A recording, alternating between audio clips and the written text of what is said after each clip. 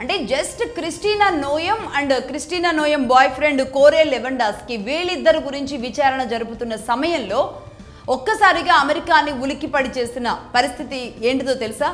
మొత్తంగా పెంటగాన్ కానీ ఇటు వాషింగ్టన్ కానీ రెండూ కూడా ఉలిక్కిపడిపోయేలాంటి పరిస్థితి ఇంకొకటి విన్నారు వీళ్ళు. ఈ మధ్యకాలంలోనే నేను ఆ విషయాన్ని కూడా చెప్పడం జరిగింది. అదేంటి అంటే ఇలాంటివన్నీ విచారణలు చేయాలంటే ఎవరికి వెళ్ళాలి? FBI కి వెళ్ళాలి. అంటే federal bureau of investigation.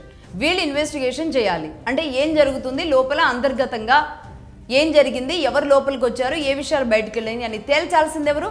FBI. ఈ మధ్య కాలంలోనే FBI చీఫ్ మన క్యాష్ పటేల్, గుజరాతీ ఆయన క్యాష్ పటేల్కి సంబంధించిన డేటా మొత్తం బయటకు వెళ్ళిపోయింది అని మనం మాట్లాడుకోవడం జరిగింది. FBI పర్సనల్ డేటా మొత్తం హ్యాక్ అయింది అని కూడా మనం మాట్లాడుకోవడం జరిగింది. అది ఎలా జరిగిందో కూడా ఆ విషయాలు కూడా బయటకు వస్తున్నాయి. దీనికి ఎవరు పనిచేశారు అంటే దీనికి కూడా ఒక లేడీ స్పై పనిచేశారు. తాను ఎవరు? మోనికా ఎల్ఫ్రిడ్ విట్. తిను కూడా ఒక అమెరికన్, అలాగే ఫార్మర్ US ఎయిర్ ఫోర్స్లో పనిచేశారు. ఇంటెలిజెన్స్ స్పెషలిస్ట్ కూడా తాను, ఇదే ఇంటెలిజెన్స్లో specialist. FBI most wanted profile ఇప్పుడు మోనికా విట్ది. ఎందుకు అంటే మోనికా విట్ దాదాపుగా 13 ఏళ్లుగా అమెరికా కోసం పనిచేస్తున్నారు. అమెరికా కోసం పనిచేస్తూ ఫిజికల్గా ఉన్నారు. పూర్తిగా మెంటల్గా తాను పనిచేసేది ఎవరికో తెలుసా? ఇరాన్ IRGCకి పనిచేస్తోంది తిను. FBIకి మోస్ట్ వాంటెడ్ ప్రొఫైల్గా మారిపోయింది ఇప్పుడు.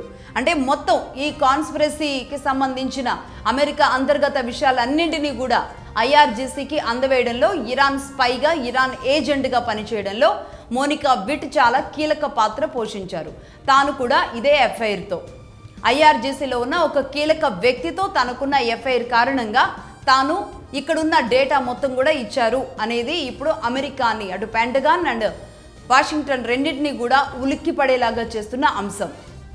ఈ మోనికా ఎల్ఫ్రిడ్ విట్ ఏకంగా అంటే ఏ డేటాలు అందించారు అంటే కనుక అమెరికా ఎందుకు షాక్ అయిపోతుంది అంటే మొత్తం అమెరికా మిలిటరీ ఇండస్ట్రియల్ కాంప్లెక్స్కి సంబంధించిన డేటా, అలాగే అమెరికా ఫైటర్ జెట్స్ పైలట్స్కి సంబంధించిన డేటా, దాంతోపాటుగా FBI చీఫ్ క్యాష్ పటేల్కి సంబంధించిన డేటా, FBIకి సంబంధించిన డేటా, అలాగే లాక్హీడ్ మార్టిన్ ఈ యుద్ధ విమానాలకు సంబంధించిన డేటా, FBIలో ఉన్న చాలా కీలకమైన మెయిల్స్ డేటా, వీటన్నింటినీ కూడా తను స్పైగా ఉండి మొత్తం ఈ డేటా అంతా కూడా IRGCకి ఇవ్వడం జరిగింది.